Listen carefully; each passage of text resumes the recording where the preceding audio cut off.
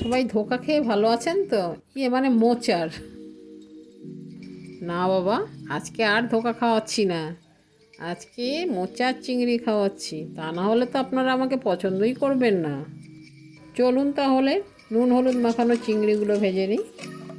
চিংড়িগুলো ভাজা হয়ে গেলে তেলে 5 ফোড়ন শুকনো লঙ্কা দিয়ে পেঁয়াজটা দিয়ে ভেজে নেব।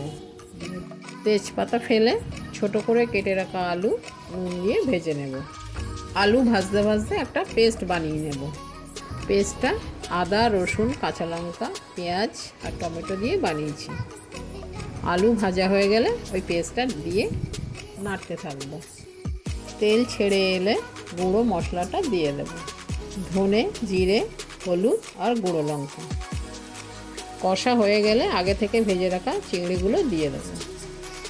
এবার একটু নেড়ে চেড়ে নিয়ে সিদ্ধ করে রাখা জল ঝরিয়ে মোচাগুলো দিয়ে দেব।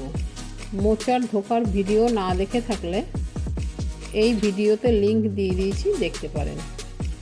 মোচাগুলো একটু নেড়ে স্বাদ মতো চিনি দেব। মোচা রান্না করা খুব একটা কঠিন নয়, আবার খেতেও লাগে খুব টেস্টি। কিন্তু আসল কষ্টটাই হচ্ছে মোচা কাটায়, তাই না বলুন? আমি জল ব্যবহার করিনি, যদি প্রয়োজন হয় সামান্য দিতে পারেন। নামানোর আগে ঘি গরম মশলা দিয়ে নামিয়ে নেব। আজ তাহলে আসি, সবাই ভালো থাকবেন।